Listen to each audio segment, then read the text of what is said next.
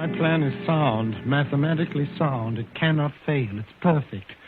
3 months from now, I will be worth $50,000. Independent for life.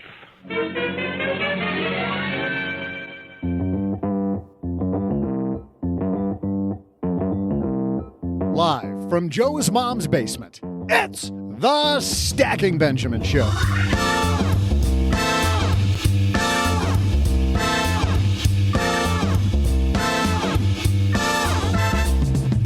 I'm Joe's mom's neighbor, Doug, and how do you ask your coworkers how much money they make? Today, we're talking awkward money conversations with some help from the guy behind the Earn&Invest podcast, Doc G, and the woman behind Afford Anything, that's the podcast Afford Anything, Paula Pant, and the guy hiding behind almost anything solid because he's convinced the end is coming soon. From LenPenzo.com, it's Len Penzo. Plus, in our Friday Fintech segment, we'll say hello to the guy whose platform was early to go no-fee trading and now is innovating on creating a unified money management platform. From M1Finance, we'll talk to CEO Brian Barnes. We'll still save time to magnify a listener's money, and I'll get techie with my trivia. And now a guy who only knows how to have awkward conversations. It's Joe Saul Seahigh. You got to master something. Pick your battle and master that battle. Hey, everybody. Welcome to Friday. Let me be the first one to welcome you. I'm Joe Saul Seahigh, Average Joe Money on Twitter. And man, do we have a band of merry men and women with us. Let's go to woman first from Afford Anything. It's Paula Pant. Whoa, man. Whoa, hey. Whoa. Easy. How are you doing? So normally I'm in an undisclosed location, but today I think I can disclose where I am. I'm in Indianapolis. And that shows how bad your undisclosed location is, because when you're proud to be in Indianapolis, but no, I love Indianapolis. No hate mail. I do actually love Indianapolis. You know what? Maybe this could be the next guessing game where I reveal every other location, and then by process of elimination, people figure out the undisclosed location.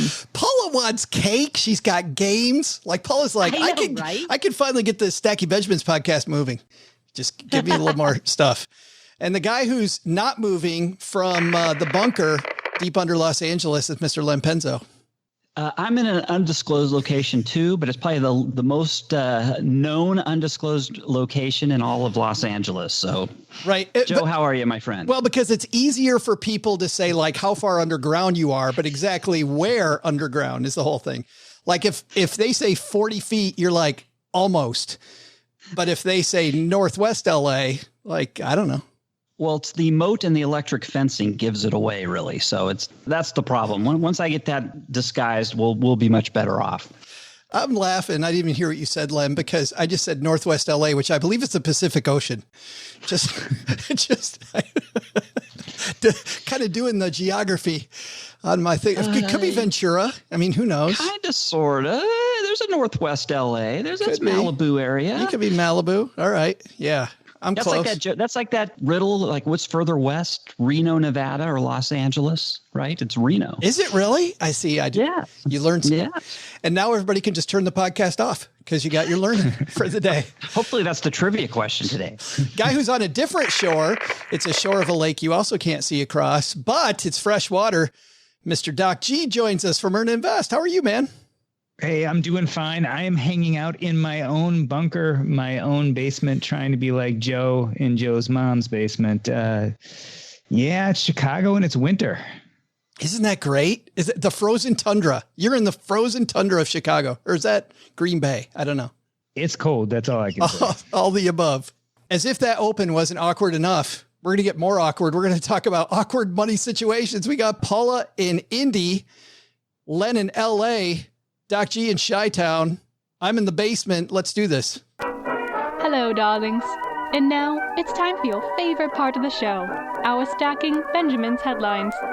I was reading Lifehacker the other day, and I'll link to this in our show notes, but this piece I found really interesting. It's by Tim Cullen. It was how to have a conversation about money without making it awkward. And it's so difficult. In a couple of weeks, we're going to have Erin Lowry on, who wrote a book on this topic. And we're going to have her talk about a different aspect of this, about what awkward money conversations you should have, like which ones you really need to have. So I don't want to talk about that, guys. What I want to talk about is there are times when it's just very awkward. You're in the middle of these awkward conversations. And I'm going to walk through some of these things. Well, first of all, let's talk about some of the awkward money conversations maybe that you get. Have you guys ever had anybody ask you how much money you make? Yes. Is that awkward for you, Len? Or do you just say more than you in your face? No, well, it depends who's asking, right? I mean, my kids ask, I tell them. I'll give it a ballpark figure. I'll never tell them down to the last penny, but yeah, it does cause me to take a step back, but I don't have problems telling certain people, and I have no problem, giving ballpark figures either. What's your feeling? I mean, that's around some bedrock ideas about money that maybe you have. You're just open to giving that number out? Yeah. I mean, is it because you're open? Is it because you believe more people should talk about it? I mean, why are you okay with that number being out there? Well, because it's just a number. It's just, it doesn't make your self-worth. Your income does not determine what type of person you are, how good you are, or whether you're, you know what I'm saying? A lot of people, I think they get uncomfortable with telling what they make because maybe they feel that they're in, maybe if they make less than the average, they might feel inadequate, which is totally wrong. And it's not important at all. People's value is not measured by how much income they make, right? It's by lots of other things like their character and how they present themselves and what they can give to society that isn't in monetary and value. You know what I'm saying? And it's just, I don't look at it that way. Now, people might say, well, that's easy for you to say. I mean, I do make a higher than average income, but because of my job, but I've always felt that way, even when I was first starting out. Do you worry though, because you have the benefit of age and wisdom? Well, I've been around you a long time. We'll stick with age. I'm sorry. I'm sorry, Joe. But you've got maturity. I mean, all joking aside, you're very mature about this. You've been blogging about money, but do you ever worry? You tell your kids how much money you make. If your kid's in high school, Len, they don't have the benefit of maturity, and kids around them don't have the benefit of maturity. Do you worry when you tell them how much money you make that they'll go to school and then be in an awkward money conversation about how much their dad makes? No, because I remember when I was a kid, people had those discussions. Hey, my dad makes this much money, or my dad makes that much money. And quite frankly, I've told my kids, that that's between us. That's not for anybody else to know, and the main reason I tell them that is precisely because when they're younger, they'll get into these contests where the contests devolve into who's a better person based on what your income is. And that's totally against what I believe. It has nothing to do with it. So telling them is coupled with a little education. Oh, absolutely. Yeah, absolutely. And one of the first things is, when they started asking me, I was well into my career, right? So obviously when you're well into your career, you're going to be making more money than you are when you're just starting out.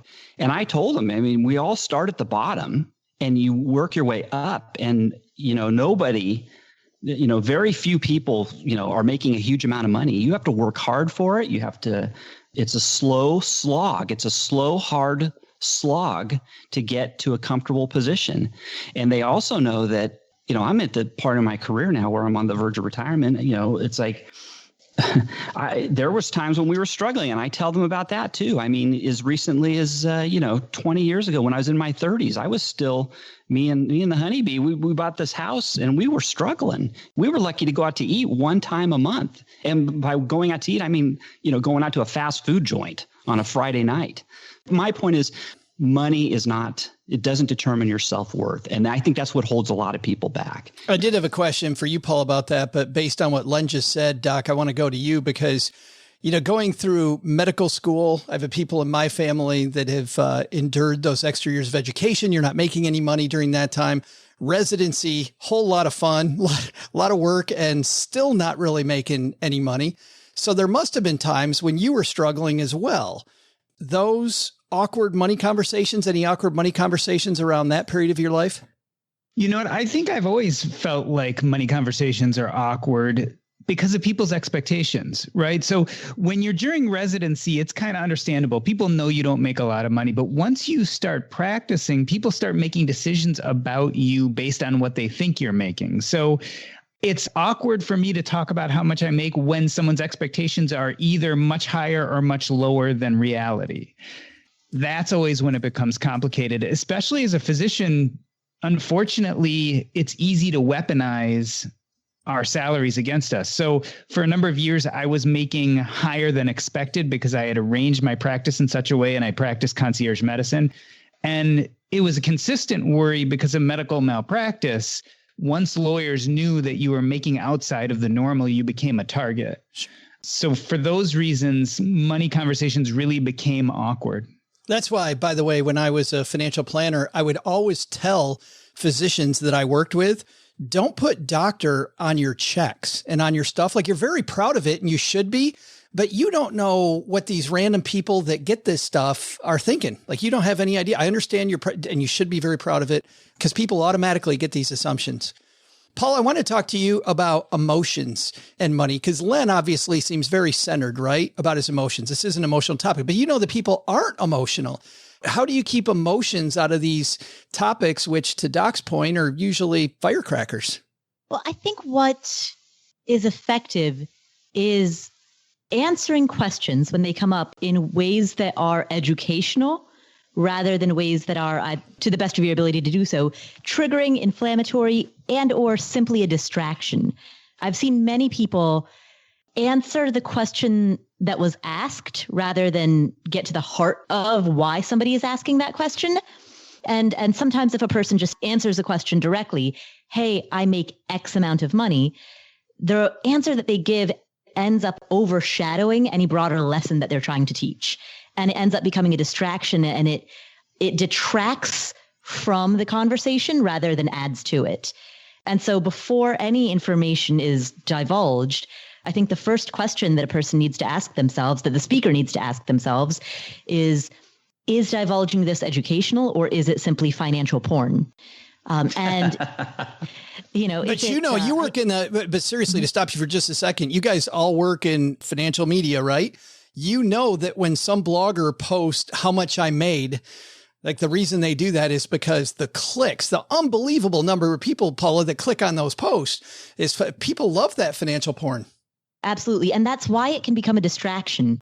You know, sometimes if a person discloses how much they make, then that overshadows the lesson that they're trying to teach. Sometimes it can be beneficial. Like when I was an Airbnb host, I documented to the penny, every penny of income and expense so that people could see the numbers of what went into it. Because I felt like that's not, I'm not divulging my entire income. I'm just talking about one incredibly narrow specific project. And to the extent that I was trying to give people information that would inform their decisions as to whether or not they wanted to be Airbnb hosts, sure, they can see precisely how much I earned in that one incredibly specific project that I was doing. But that's very different than talking about income or net worth over, somebody's life, where there aren't necessarily lessons there that can be extrapolated. And if anything, it overshadows what you're trying to say. Yeah. Yeah. Some of these points that they have on this piece and that I'd like to talk about too are just about good communication. Like the next one I do all the time with my spouse, Cheryl. It says, say everything out loud. I'm really bad about drawing conclusions in my head, moving 3 steps ahead of them, and then finally verbalizing what I'm thinking. So we'll be talking about one thing and I'll say, a pizza sounds good. But she said something about, going to Costco. And then I think about, the frozen food section, we need something. And then I'm like, the pizza's right next to that. Hey, pizza sounds good. And so I've got these dominoes, right, that go there. But how do you get around that? Do you guys have that problem? Too much in your head and not verbalizing enough? I have that problem with my wife. She comes to these conclusions. I'm like, wait, hold on. Let's go back. How did we get there? So she does it. There's like a 4 or 5 step reasoning process that I missed. Yeah. But there's so many people out there that don't say everything out loud, Len, that keep it in. And then I have a family member who keeps everything in and then flies off the handle, Gets super. And then you realize they were probably upset probably the last 2 weeks. And then it goes from what I thought was not awkward at all to the most awkward conversation of all, because they just blew up in the middle of a group of people. Yeah, well, I don't quite agree with this say everything out loud. Now, maybe it's a bad way of saying what he kind of explained, but I mean, what he was trying to say, I believe here is, well, maybe not. He's saying just say everything out loud, which to me, you can get in trouble. I mean, I've had people will say, they'll make a comment about, well, let's do some negotiations, for example. I was in a negotiation last week with the advertiser, and I threw out my rate. And the advertiser came back to me, gave me a counter offer that was so far below my rate that, my first, my first impression was, what am I supposed to do with that? I mean, that's ridiculous. I'm not even going to negotiate with you. We are so far apart. I mean, my first impression was, what an insult. You're a moron. Get the heck out. I wouldn't have said, I'm not going to say that out loud. My response is, we're so far apart that there's no room we can't even begin negotiating. So, I didn't tell him I thought he was a moron, but I kind of I used a little more different type of reasoning for it with him.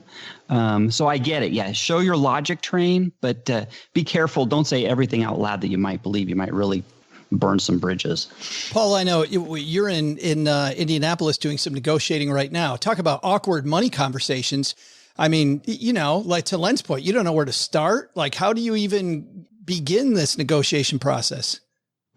So in the context of the negotiation that I'm doing right now, I put in an offer on a property, but that type of money conversation is, in my opinion, actually fairly non-awkward because I have an agent who's on my side, theoretically. And so, he and I can have conversations as far as you know. Exactly. Yeah, right. He and I can have conversations, where I just asked him point blank directly. I was like, how aggressively do you think that we can bid? And he was like, fairly aggressively. And I'm like, how much is fairly in dollars? And then we had a whole conversation about that. Like quantify that for me. Yes.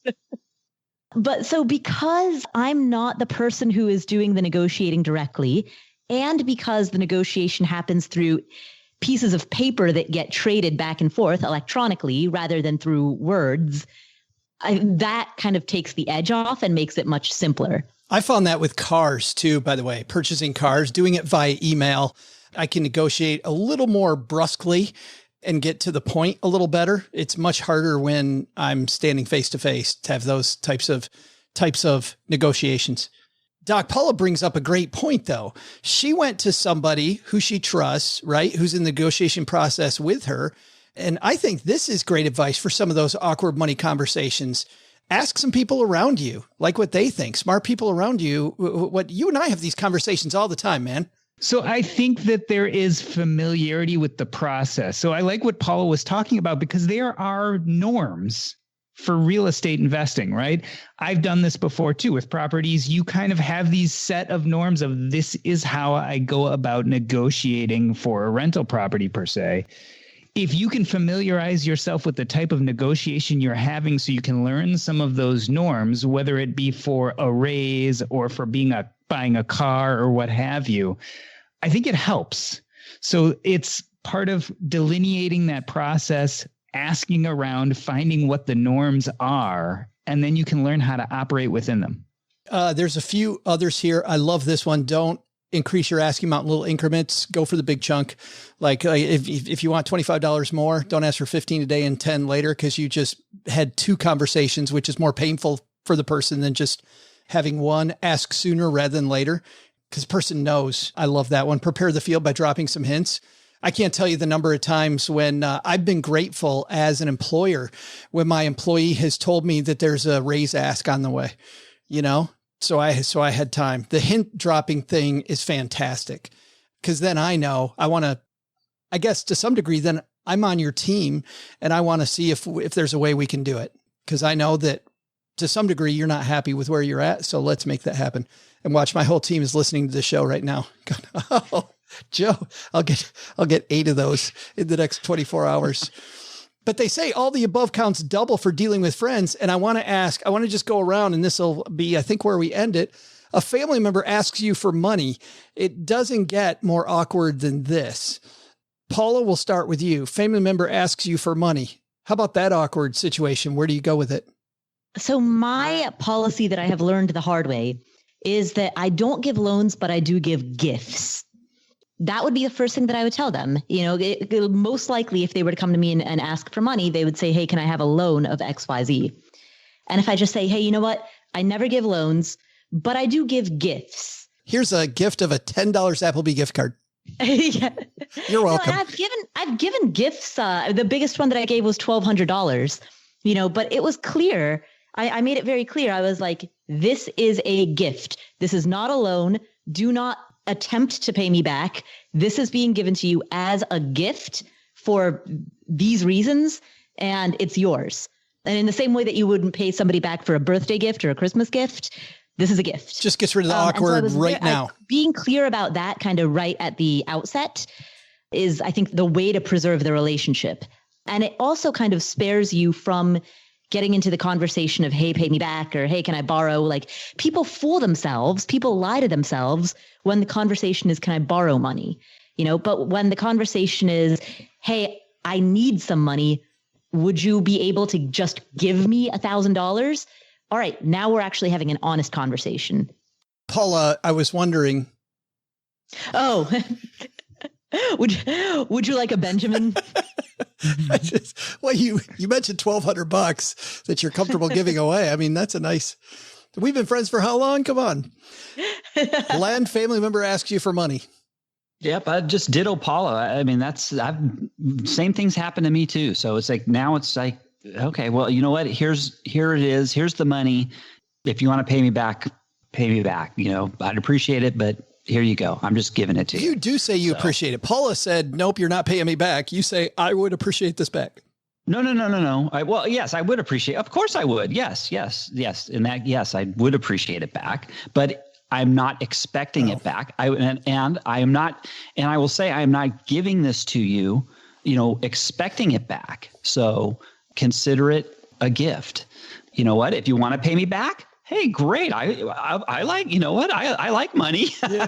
So if you really feel like you have to pay me back, and you said you were, I don't want to put you in a corner down the road. So yes, of course I tell them I would appreciate it, but I don't expect it. That's, you get in big trouble if you expect it back. I'm not asking you for money. I'm asking Paula then. Just saying. Yeah, right. I kind of like Paula's philosophy better. Don't blame you. I do too. Hey, Paula, can I have $100? Doc G is our guest here. Why do we call you a guest? You're here all the time, man. But you've got the last word. Family member asks you for money. So I treat it the way that I would treat if a family member asked me for medical advice. So if someone asked me for medical advice, I say, okay, come to my office. We're going to check you in. I'm going to write a note in the computer, and I'm going to treat you like just anyone else, because if you really want me to give you good medical advice, I have to stop looking at you as a family member or friend and look at you as a patient.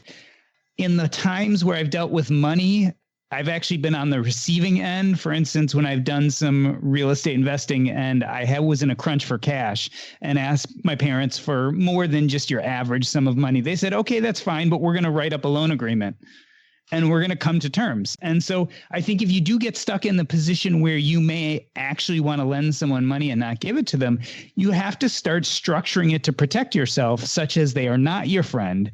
You can't give them the breaks you normally would give with a friend. And if you're going to give them breaks, you have to make it systematic, write it out, give yourself some structure to be protected.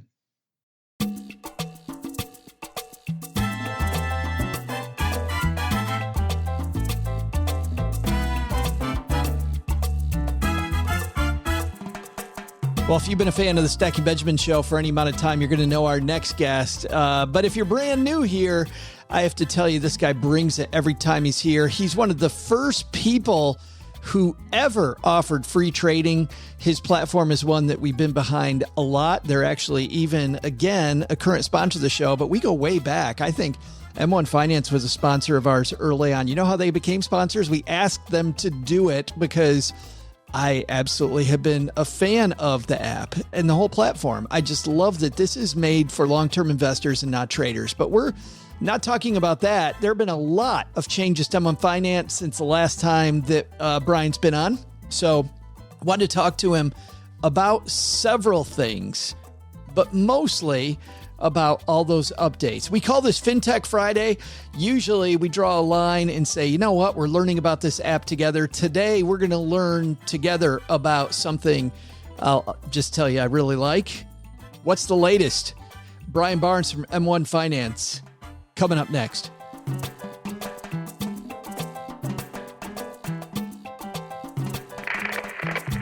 And back with us on my dad's shortwave radio, it's my friend Brian Barnes from M1Finance. How are you, man? I'm doing well. How about yourself? Well, good. Now that I'm talking to you, I hope that you guys are, well, it just seems like you guys are really geared up for a big 2021. That we are. Yeah, every year seems to get better and better, more growth and the like. And so we are hitting the accelerator pretty hard in 2021. Yeah, when I saw the list of the things you guys are doing and some of the things we're going to talk about today, I thought this is crazy. I can't believe I'm looking at you. We have one of the few shortwave radios that has video, and I'm surprised you still have hair, Brian. For now. my wig looks good. My toupee is holding up. The implant's working. For people that are new to M1Finance, can you give us a little bit of the history? Because you guys have really a unique way that you started and why you decided to start the company. Yeah, so the company started in mid-2015. So we've been around, I guess, like 5.5 years now. It was really in the creation of the personal finance account I wish I had that didn't exist on the marketplace. And we were always trying to move towards this universal personal finance account where a user goes to manage their money and it personalizes it to your heart's content and then automates it and does it for low cost. It's, or free, better free, and then has a lot of advanced automation and the like in there. We started with an investing platform. And so it took us about 1.5 years to develop that, get the licensing, develop the front end interface and the like. And so we launched with free automated investing in a custom stock or ETF portfolio. So users design a portfolio of the stocks and ETFs they want, all on a percentage basis, really intuitive way to construct and organize that portfolio. And then they just deploy money against it. It all goes to work. And we're doing a lot of creative things in the background with how we allocate money with fractional shares and dynamic rebalancing and the like. So it's just design the portfolio you want, add money to it. It goes to work for free. About 2 years later, so mid-2018, we launched M1 Borrow, which lets you use your portfolio as collateral to a very low interest rate loan. So you can borrow up to 35% of your portfolio value at rates between 2 and 3.5%. About 90% of our lending is at 2%. So the use case there is you have a $200,000 M1Invest portfolio. You're going to have a $70,000 line of credit at 2%, and you can use it for whatever. You can, invest more. You can use it in lieu of a HELOC, a home loan, an auto loan, a personal loan. If you want to finance a vacation, you can do it that way. If you just want to, big night out on town, you can do it that.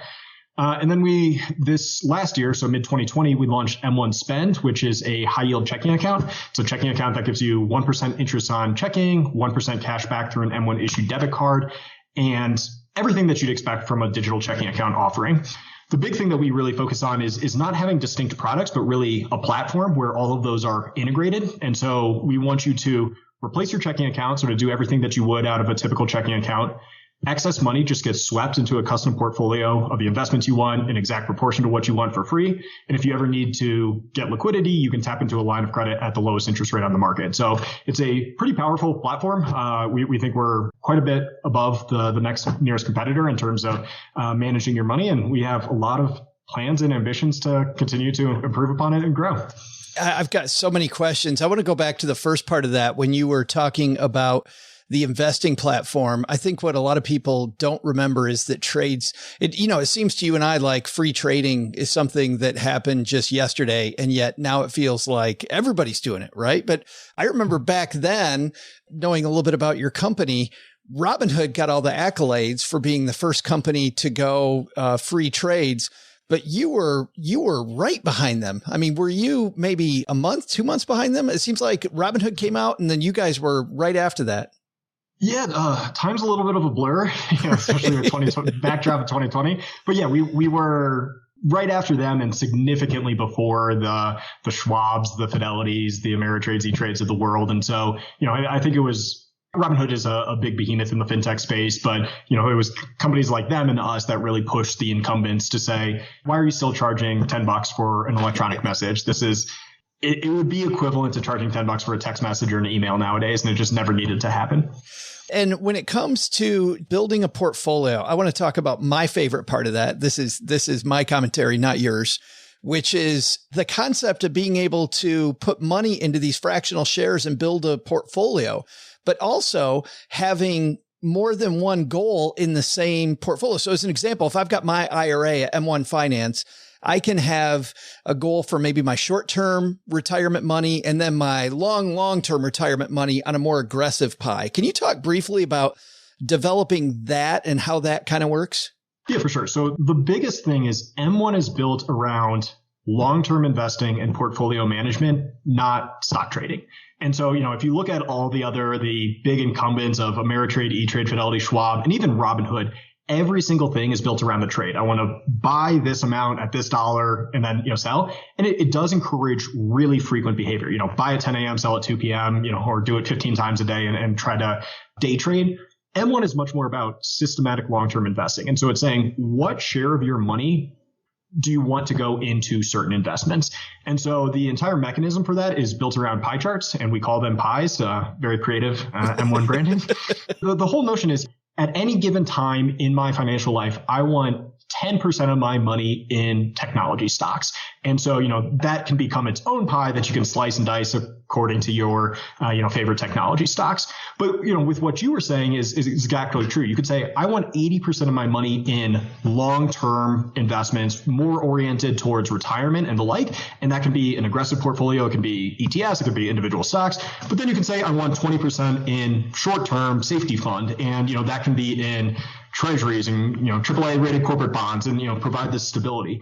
And so it's really doing it on a portfolio management basis of this share of my money should go into this investment. And then it doesn't matter if it's $100, $100,000, $1 million, you just deploy money against it. And what you can do is you can set up a recurring deposit with your paycheck every 2 weeks and say, I just want to add $500 to this and maintain my portfolio allocation. And M1's going to do the boring administrative work to make that happen. Yeah. And then for your rebalance, you press one button.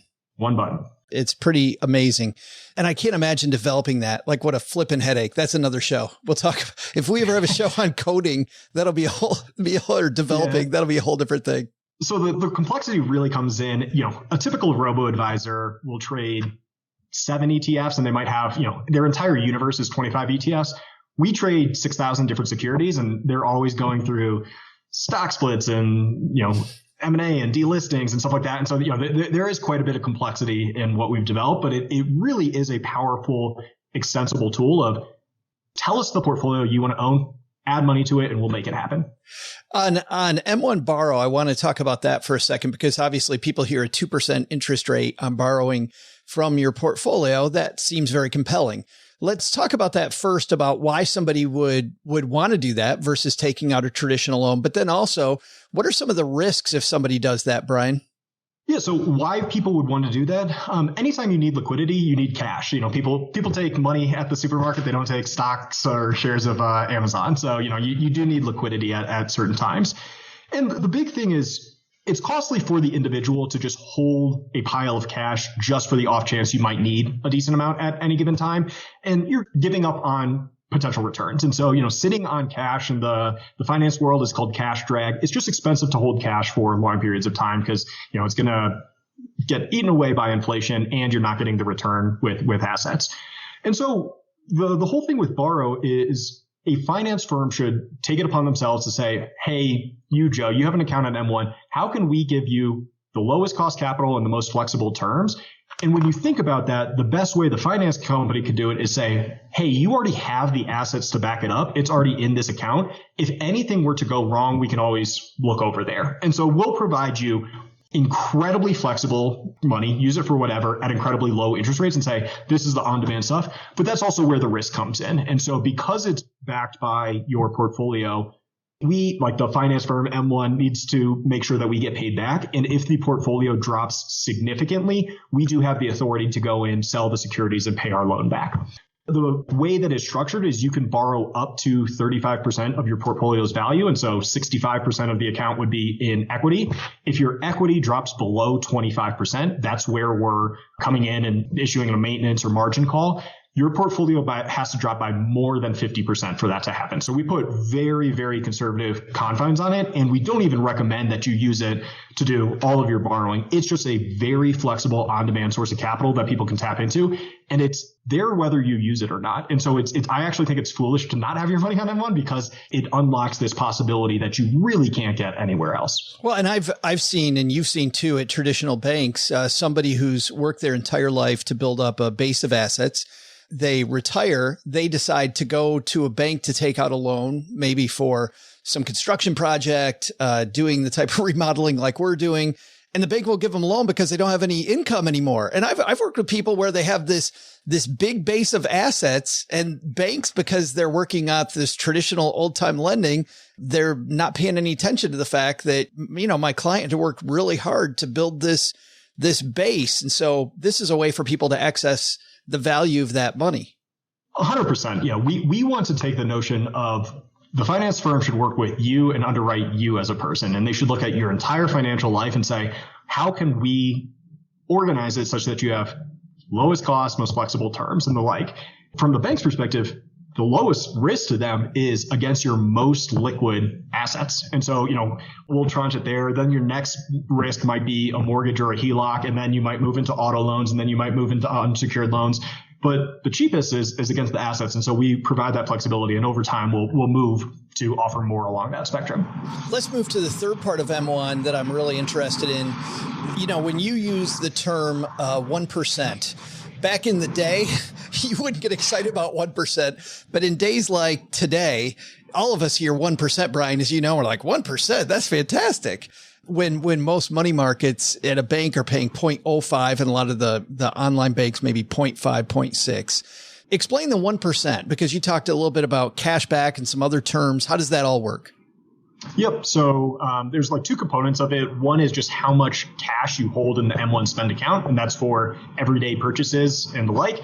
And then the other is an M1 debit card that gets issued to you, and you can use it at anywhere, any retail location, or anywhere Visa is accepted. Right.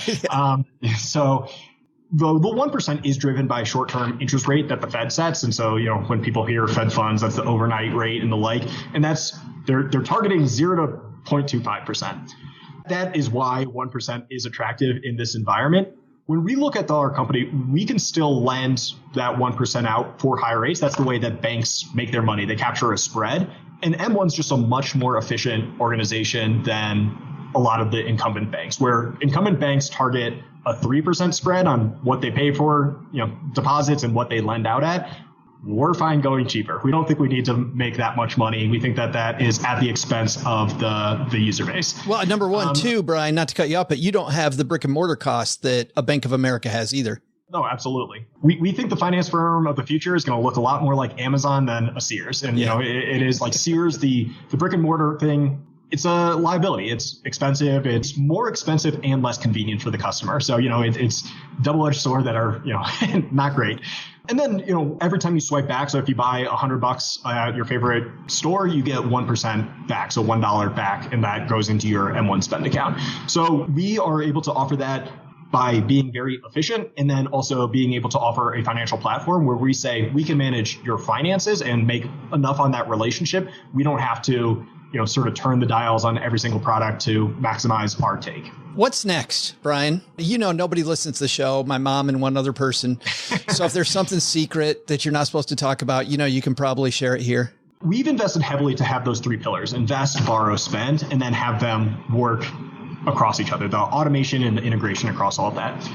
We're planning on going deeper in each. And so you'll have better investment options, better research, better analytics, more borrow options, same thing. You'll have more spending options, whether that's credit card or mobile pay, better cash flow analysis, automated budgeting tools.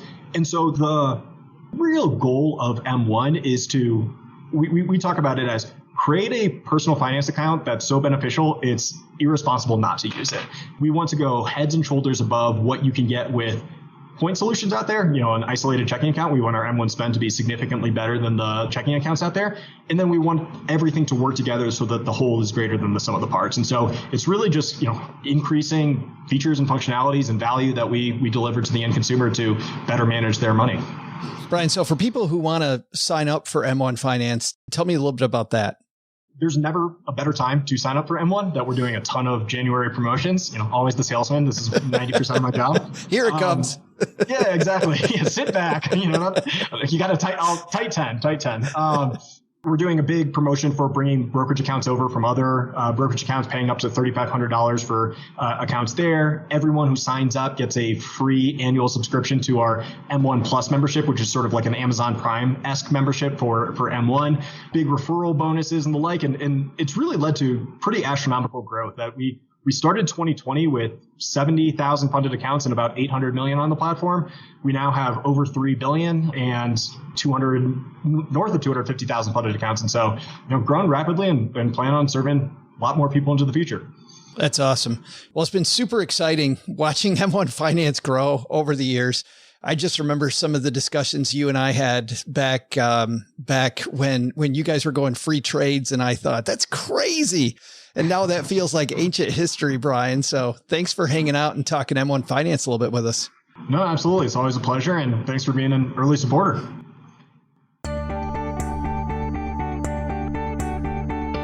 Hey, Stackers, I'm your pal, Joe's mom's neighbor, Doug. And these guys made some sense when talking about awkward chats, but I still can't shake the thought about how my podcast salary compares to everyone else here in the basement. I think it's time I feather a few delicate questions. But before I cleverly lean into this, let's get you today's trivia. Did you know that on this date in history, the new Apple Macintosh was first displayed during the Super Bowl in 1984? Wow! It took that long for an Apple to be on display? Wait, what?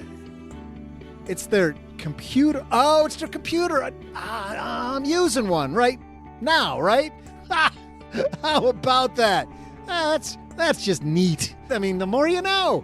While last year was probably an anomaly due to COVID, let's see how much Apple grew Mac computer sales in 2019. Not talking about the fruit. We're talking about the computers. How many MacBooks were sold in 2019? I'll be back with your answer faster than you can take a bite out of an apple of your own. Not out of a computer. That's going to hurt. Well, unless you're trying to ram it down your throat. Ha! Ram! Get it? It's another computer. Okay, forget it. I'm going to go now.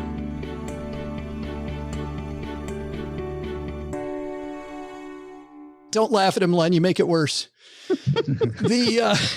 That's engineering humor there. I mean, man, we do a year-long trivia contest here between our three contestants and our listener, Johnny.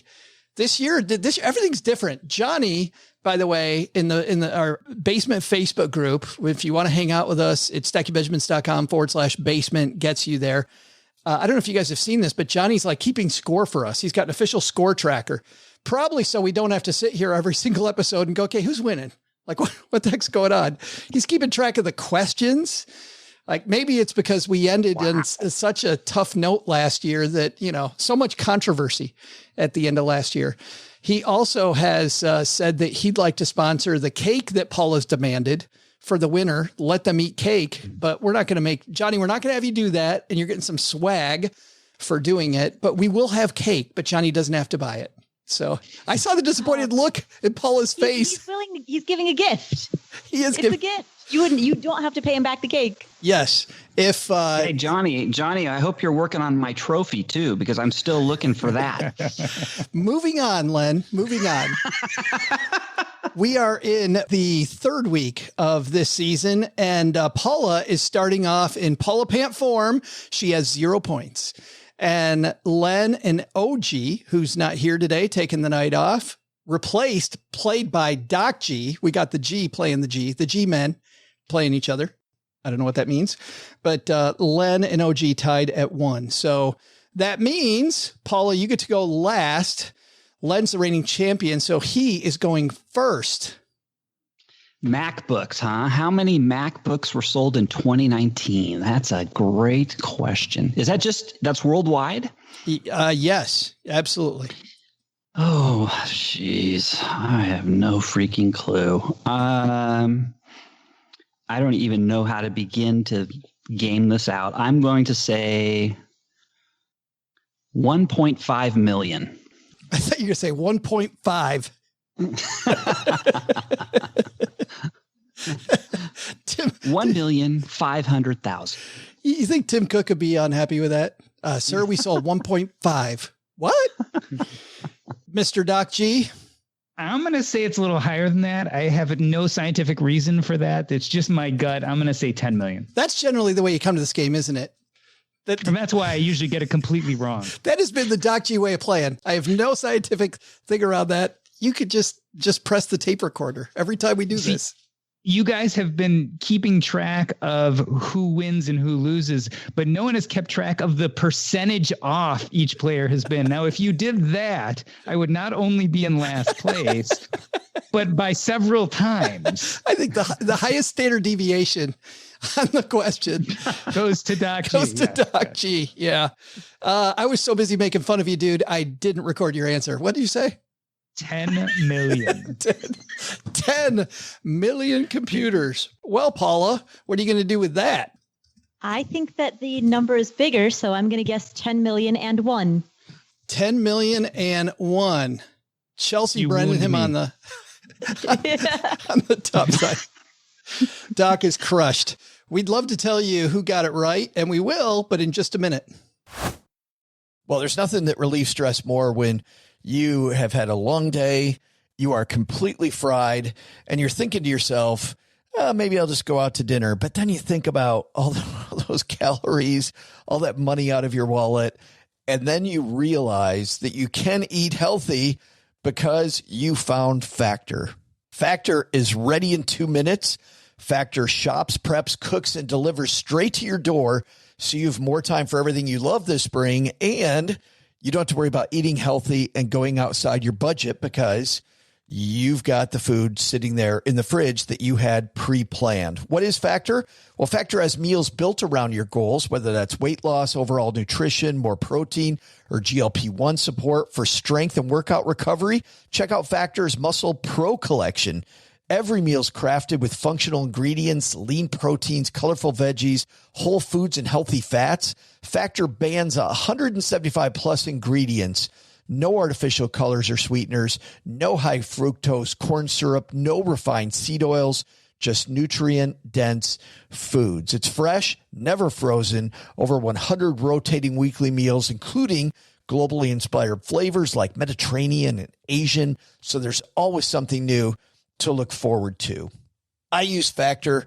I think you're going to love it too. Head to factormeals.com/SB50off, stackers, and use code SB50off, and you're going to get 50% off and free daily greens per box with new subscriptions only while supplies last until 9/27/2026.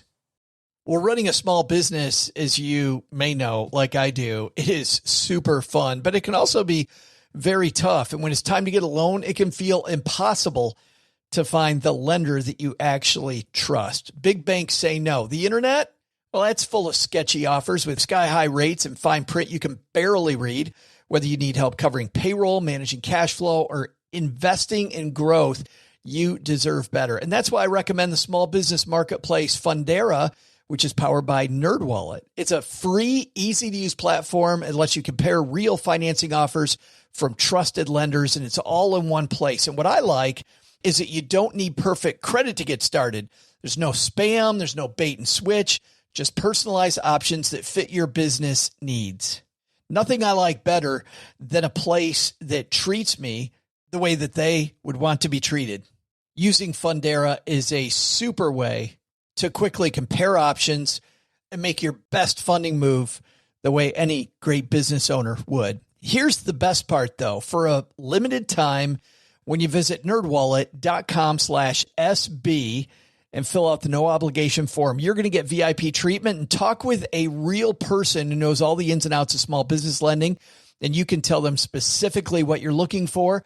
They can tell you specifically which options you should probably consider most. Don't risk your business on unreliable lenders. Go to nerdwallet.com/SB to learn more and find the funding you deserve.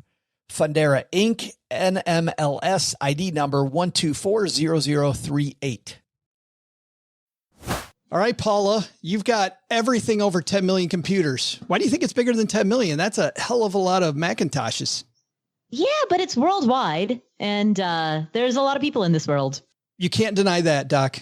I never deny anything that Paula says. I'm just surprised you didn't do like you did with the NBA and go like 300 billion. You could have been the top guy, but no.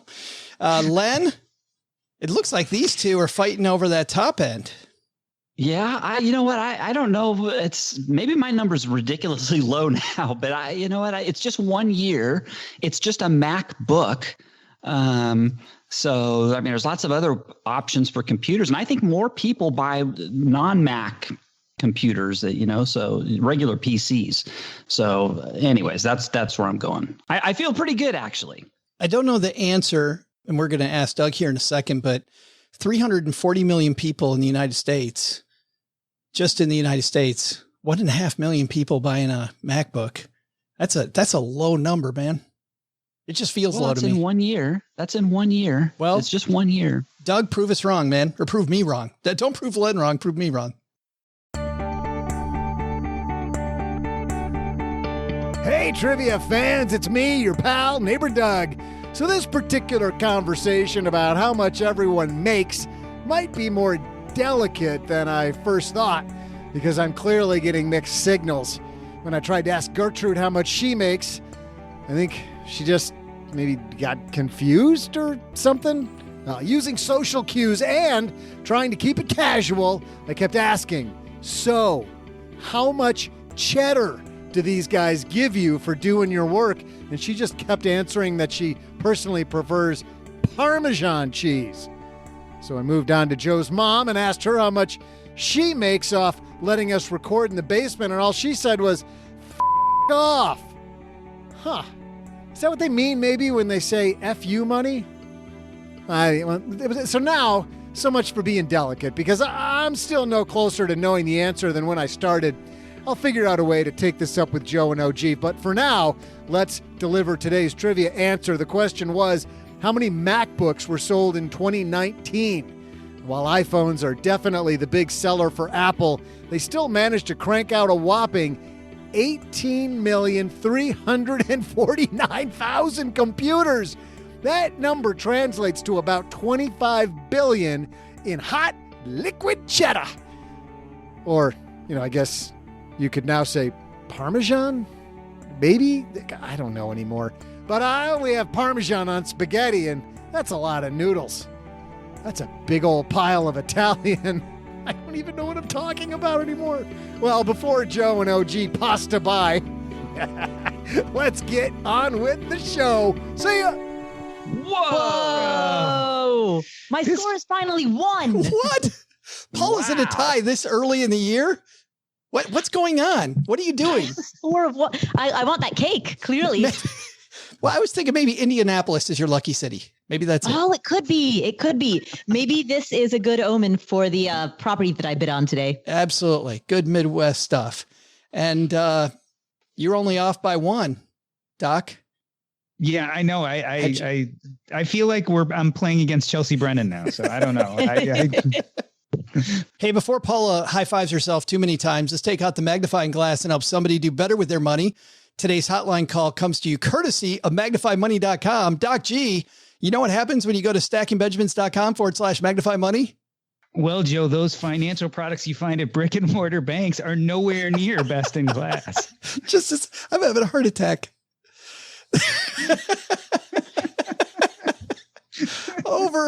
I did not see that coming.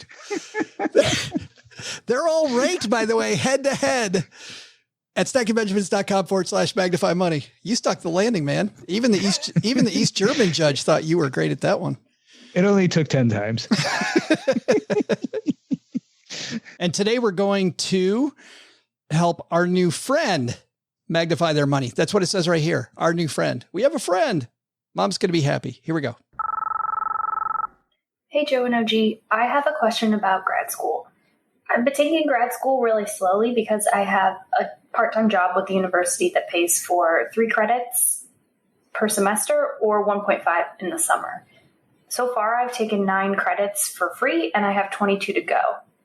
Option 1 for finishing those 22 credits is to keep going at the pace I've been going, which means that I would graduate in spring of 2023 and have to pay for 4 credits, which is about $8,000, which I can cash flow. Option 2 is that I go a little faster and finish a year earlier in spring of 2022 and only have to pay for 10 credits, about $20,000, which I would have to take out loans for. I currently make about $30,000 between this job and another part-time job. When I graduate, I will be able to make a salary of $65,000 a year starting, and people in my field are in high demand. So my question is, can you help me figure out the opportunity cost of finishing earlier but taking on debt versus finishing a year later and waiting to get that higher salary but not having any debt? Thanks for all you do. And thanks very much to my new friend for that question. Unfortunately, OG's not here, but we've got 3 people that can help you out. Doc, you're the guest. Let's start with you, man. What are you thinking? So I'm going to start with a hardcore answer. I think you finish as fast as possible and get into the workplace for a few reasons. One is she's going to make $65,000 a year as opposed to $30,000 a year, which will well make up for that $20,000 she's going to spend to get done faster. But she'll also maybe get a 401k match. She might also get some insurance. There are probably some other benefits. I also think that, yes, you worry about negative compounding with loans, but you can pay those off quickly if you're making more money. But we also have compounding with experience and time. And the quicker you get into a hot field, the quicker you get experience, the faster and more exponential your salary could go up. So I would fall hardcore on take the loans, especially if you think this is a secure job that there's high demand for. Get out in the world, make money, and move forward. Mr. Penzo, you on that train? Yeah, I actually just ran the numbers. I mean, if you just run the numbers, she nets about $22,000 just by going as fast as possible and taking the $20,000, even with the $20,000 extra debt, she ends up ahead. You mean in year number 1? You're talking about year number 1? No, I mean at the end of let me be clear. At the end of if you play this out all the way until 2023, if she goes till 2023, she takes her time and she starts with her new job that way.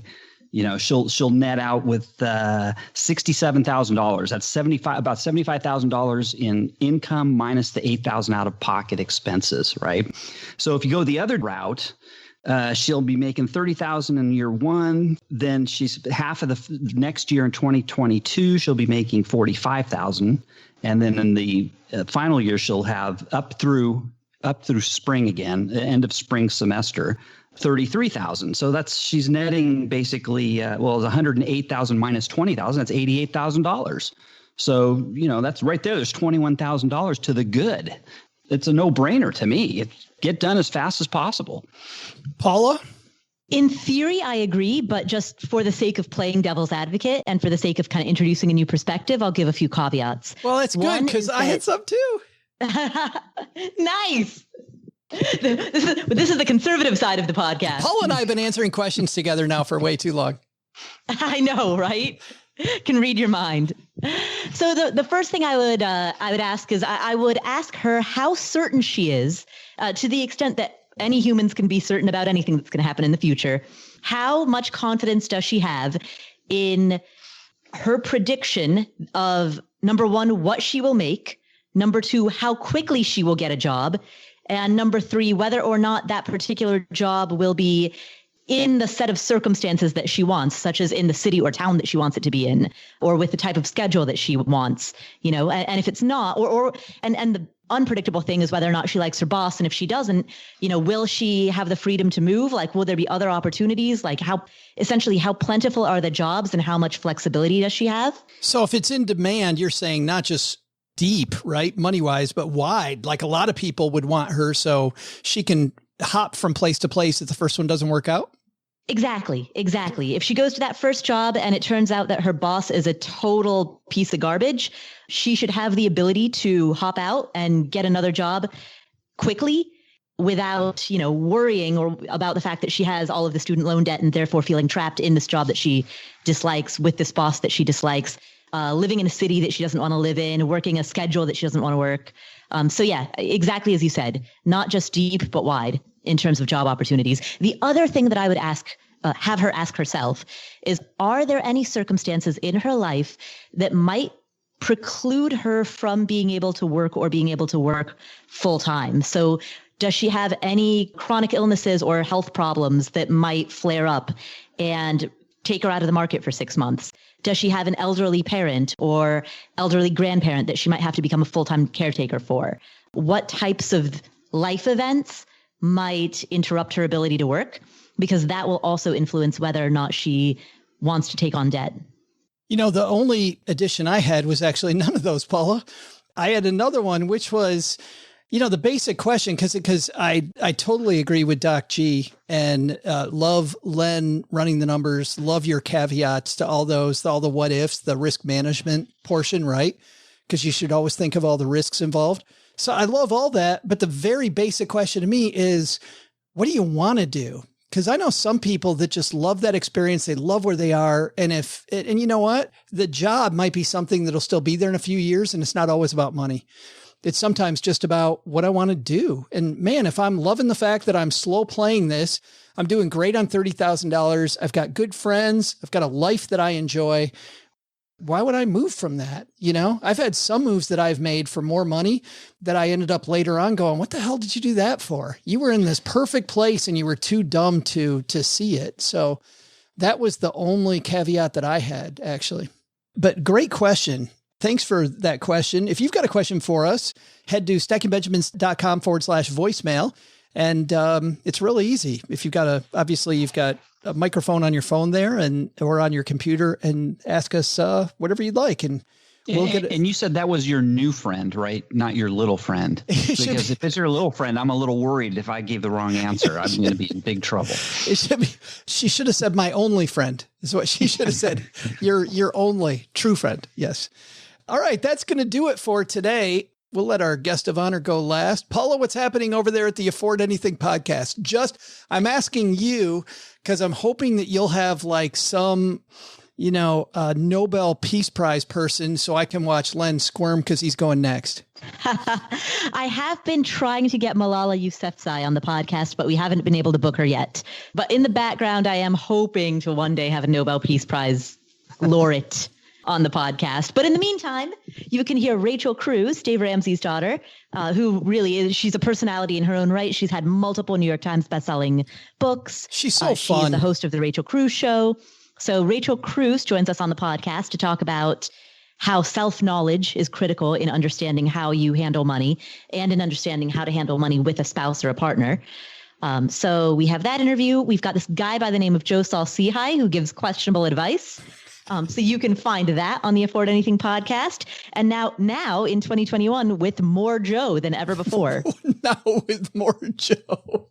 If that's not a tagline for the Afford Anything, now with more Joe. And that's where all 50% more Joe. And that's where the listeners went right there. Len, what's happening at lenpenzo.com? Well, I kick off the new year with a family post with another blind taste test Fantastic. Challenge. This time it is the Cola Wars. You've heard of the Pepsi challenge. So we took the family and I blind taste tested Coke, Pepsi, RC, and the local grocery store brand. You said Cola. Cola. You might be surprised at who won, and you might even be more surprised at who came in last place. Oh. But you got to go to It wasn't even close. Really? Oh, my God. You got to go to lenpenzo.com to find out. I thought, by the way, Len, that when you said cola, I thought you said you were having a coal taste test. You know what? I'll take that as a suggestion, and we'll see if we can do that. I was just thinking that's how the Penzos ended up the way they are, eating all that I thought you were talking about cost of living adjustments. Is that a 4% cost of living adjustment? Is that like the biggest finance nerd humor right there of all time? Like, there's only on this show, only this crowd. There's half the audience going, "Oh, that's so end this." And we will on a high note. Doc, what's happening at the Earn and Invest podcast? Well, on Monday, it is Martin Luther King Day, and we have Julian and Kirsten Saunders on from Rich and Regular, Vicky Robin, Your Money, Your Life, and Natalie Torres Haddad, the financially savvy Latina, talking about civil and financial rights. We talk about the storming of the Capitol. We talk about the political upheaval that we've seen, as well as the elections. It's a really good episode. And then on Thursday, we talk to Erica Kohlberg, the queen of YouTube. Have you ever thought of starting a YouTube channel? Well, she's done it, and she has been amazingly successful. And those conversations can only be found at the Earn and Invest podcast. At the Earn and Invest podcast, Joe. All right, that's going to do it for us, everybody. Thanks for hanging out with us today. Doug, you've got it from here, my friend. What should we have learned today? So, what should we have learned today? First, take a lesson from our roundtable. The best way to handle those awkward money conversations is to be open, understanding, and not judgmental of others. That's the best way to help us learn together and get better with our money and reach our goals. Second, take a lesson from Brian Barnes at M1. The goal isn't to keep adding more data and dashboards, but to find fewer dashboards that can concisely communicate your financial picture and allow you to make better decisions. But the big lesson? When I talked to Joe, he said, no one in the basement gets paid as many quesadillas as I do. It's quesadillas now? I thought it was cheddar or like Parmesan or just like any Italian food, but I do love me some quesadillas. Maybe it's all right. Thanks to Doc G for stopping by. You can hear more from Doc G by listening to the Earn and Invest podcast wherever you listen to any podcast. And thanks to Brian Barnes at M1. To learn more about M1Finance, just go to stackingbenjamins.com/M1. Paula Pant appears courtesy of AffordAnything.com and the Afford Anything podcast. Len Penzo appears courtesy of LenPenzo.com and ThePersistentItch.com. This show is created by Joe Saul-Sehy, produced by Karen Rapine, and engineered by the amazing Steve Stewart. Online, visit us on Twitter at SBenjaminsCast or on our Facebook page. I'm Joe's mom's neighbor, Doug, and I'm pretty much the guy in charge of everything around here. Trust me, this well-oiled machine didn't get like this all by itself. SB Podcasts may receive payment on the show from sponsors and guests in the form of books, giveaway items, discounts, or other remunerations. That's a big word. There's no way you take advice from these dorks, but like Joe's mom always says, don't take advice from people you don't know. This show is for entertainment purposes only, and before making any financial decisions, consult with a real financial advisor.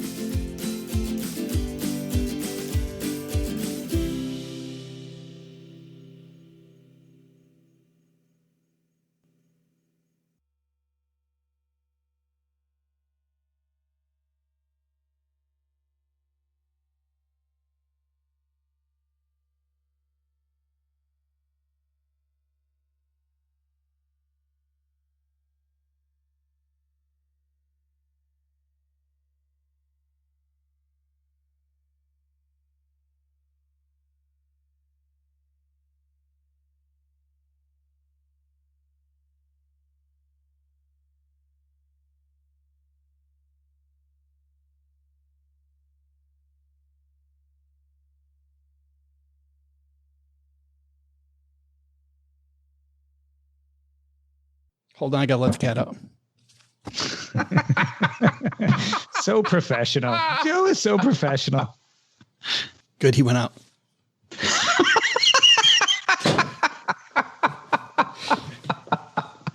Nice. What? Great. We know who rules the roost. Yeah, no, that's right. Cooper does, not me. You kidding me? It was funny. We had friends over. Our old cat, Comet, was really smart, like super smart. And we were having a team holiday party at our house for our financial planning staff. And I remember telling a friend of mine's husband, his name's Rick, we're standing there with a couple beers. And, I see Rick twice a year. And I said, what's amazing? Like that cat is so trained. Like I know when he wants to go outside. I know when he wants to eat. I know when he's like laying down. I know when he wants to be messed with and when he doesn't. And Rick looks at me and goes, he's not trained. You're trained. Yeah. That's true.